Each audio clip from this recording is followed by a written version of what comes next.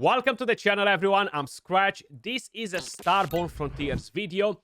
Merry Christmas, everyone. Hope you guys are gonna have an amazing day with the loved ones, with the family. I just want to start by giving a massive shout out to Solid Clouds for sponsoring today's video. Starborne Frontiers is a free-to-play tactical auto battle RPG game available on both PC and mobile.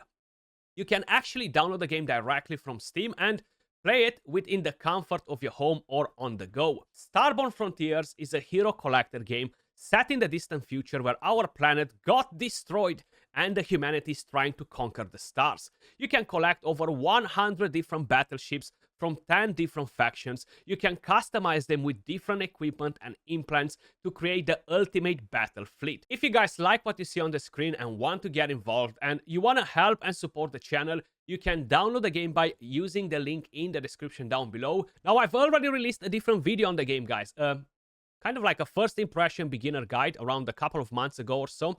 Definitely check out that video if you want to get some beginner tips.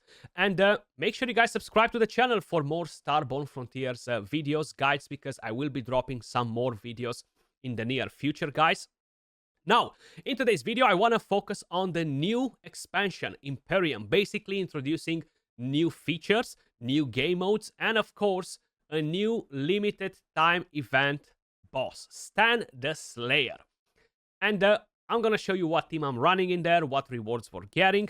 But first, I want to walk you through some of the patch notes and basically walk you through the new game modes as well. So, starting with the very first new game mode, which is called Faction Ops. Kind of like the equivalent of Faction Wars. As I mentioned at the beginning of the video, the game has over 10 different factions. So if you come right here to Faction Operations, that's where you will find the new game mode. And each one of the factions will open basically in a different day. Today we actually have the Mars Prosper League, which is open. I don't really have a lot of characters leveled up from this faction, but I will show you how this is being played out. Now, you're going to be able to accumulate rewards from 3-starring the stages and collecting them from these milestones right here. On top of it, among the rewards are brand new crafting materials, squad leaders, and a brand new legendary unit called Wu Shang.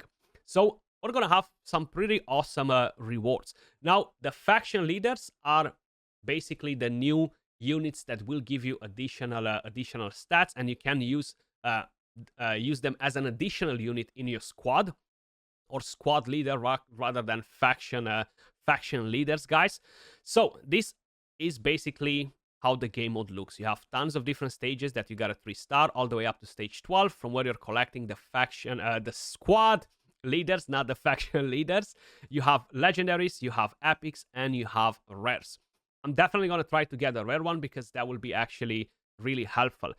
As I mentioned, my units are now really leveled up, so I'm gonna go to stage 2 because I'm not ready for stage 3 just yet, just to show you the game mode. You have 6 free keys every single day that you can use. Basically, this is a grid battle system game, guys, where you deploy your units, and some of the units will shoot in straight lines, some will deal AoE damage, some will skip the front line and jump at the back line. So positioning is really, really important. Positioning your healers is key as well, guys, because some of them will heal one tile around them, some will heal just specific units. So at the moment, I only have a level 60 for this faction. I don't really have a lot of units leveled up, but let me just show you how this is being played out. As I mentioned, this is a tactical auto battle game. You don't manual ever, okay? The game is basically playing itself for you, which is amazing. You have 1x speed, 1.5, 2x speed, just to speed up the process of the fight, basically. And seems like I might get my ass whooped in here. Let's see. I think my level 60 should be able to carry me, though. Come on. Yeah, yes. He is definitely carrying me. But I'm not going to 3-star it because I lost units. So in order to 3-star, you got to make sure everybody survives, etc. Now, in terms of rewards, as I mentioned, you will get materials that will enable you to craft gear.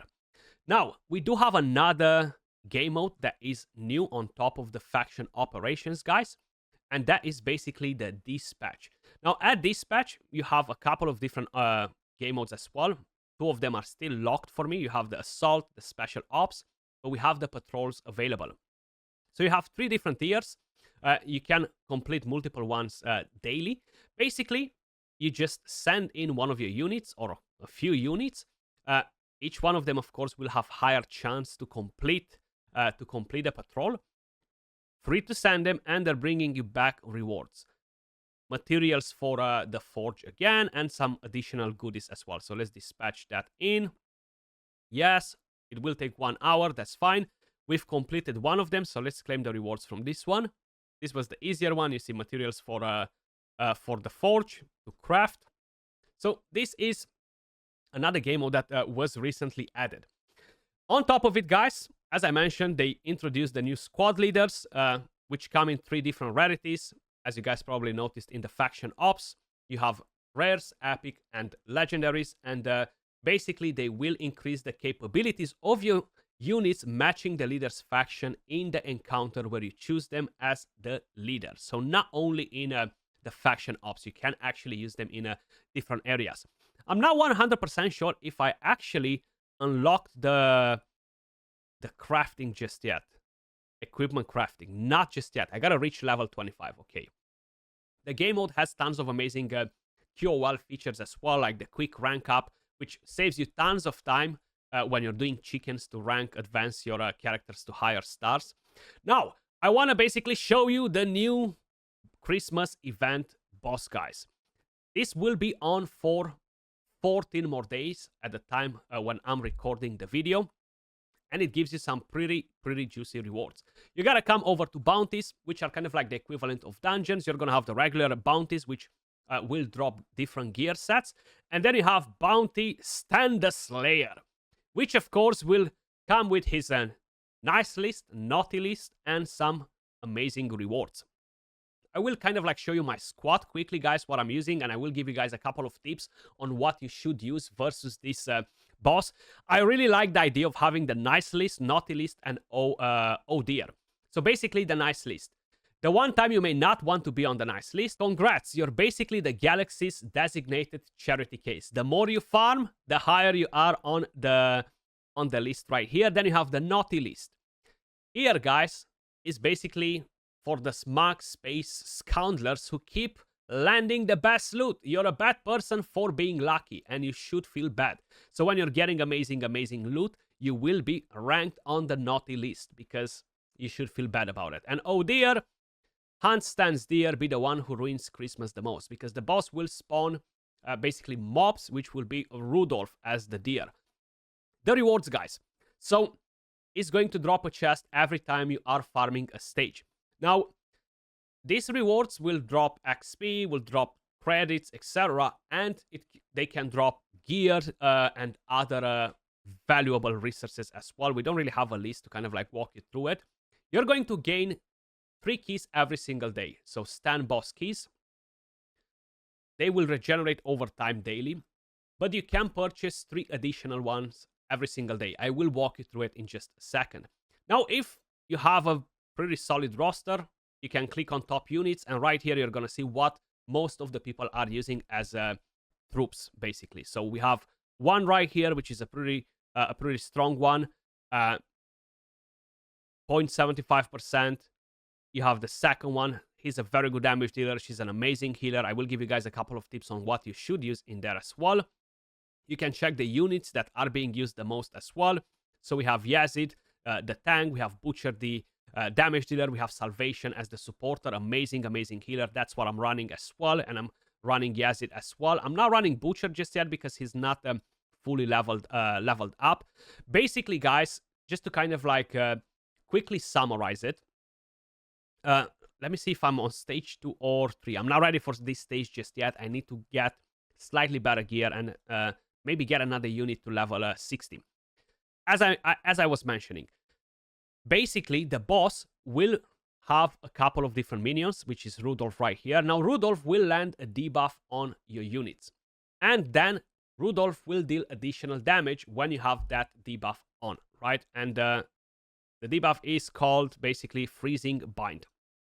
Now, you might be wondering, should I cleanse the debuff? Should I bring in a support character that can cleanse? In my opinion, No, no, no, because the boss will actually deal additional damage every time you cleanse. So if you cleanse that debuff, the boss will deal 50% more damage. So you want to basically stay away from cleansers. Truth be told, I haven't really brought in a cleanser to see the difference, if it's going to be more helpful.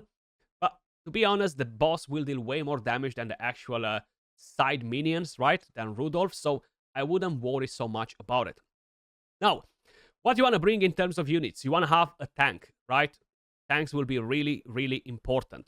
This tank is actually amazing because it will put cheat death, it will regenerate a bit of health as well, and it will buff, which will increase some of the stats, which is really, really nice. I'm going to position it in front of the boss. Then you want to bring in a healer. I have her positioned in the middle because she will heal one tile around her. So like this, she's going to heal all of my units. Then, if you don't have an amazing legendary tank that can debuff at the same time with decreased attack or decreased speed, I would strongly suggest you to find a debuffer because they are really, really important to apply decreased speed, decreased attack. So I have an amazing legendary debuffer that not only that puts speed down and attack down, but puts crit power down, puts output damage down as well, which is really, really helpful. And of course, you have all the important debuffs like attack down and decreased speed. Then I have 2 damage dealers, guys.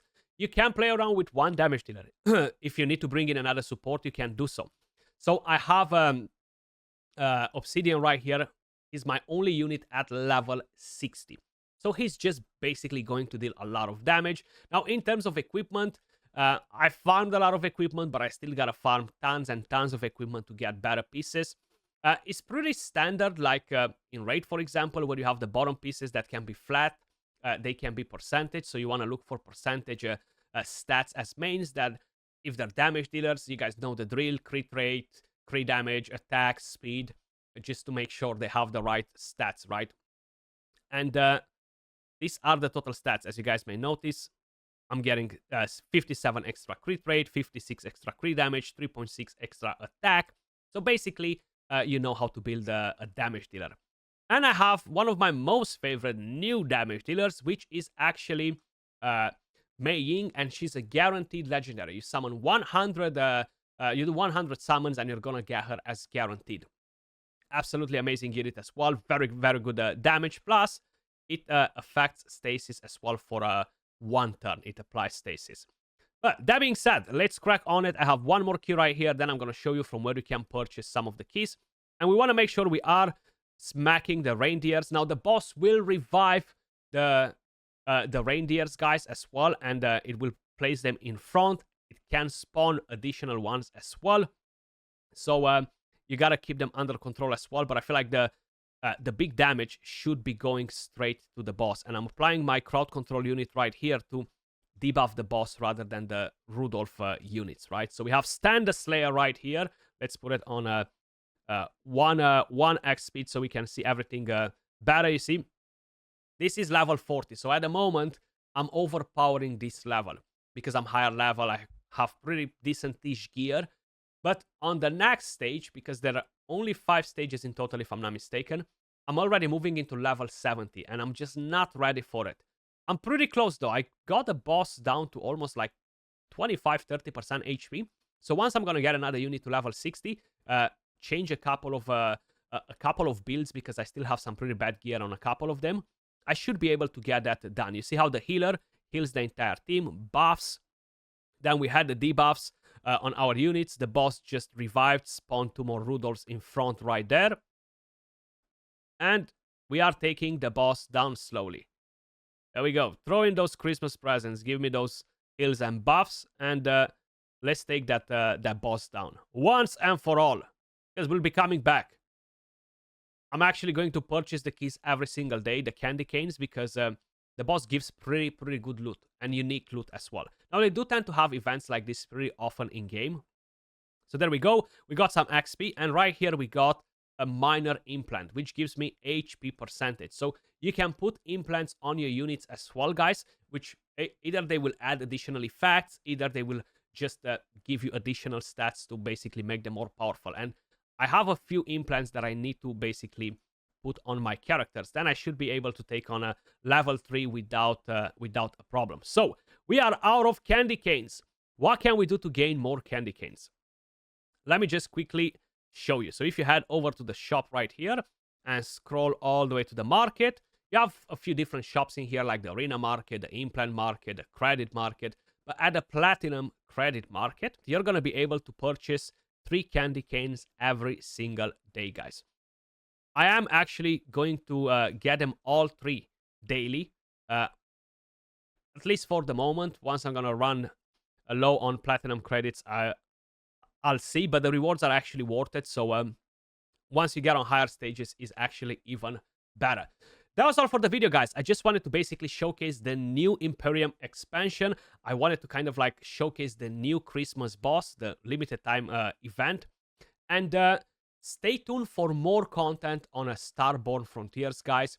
Definitely subscribe to the channel because I'll be dropping more guides on the game in the near future. If you guys want to get involved and you want to help and support the channel, you can download the game by using the link in the description down below or in the pinned comment. Big shout out to Solid Cloud for sponsoring today's video. Appreciate all of you guys watching, and as usual, much love, and I will catch you all in the next one.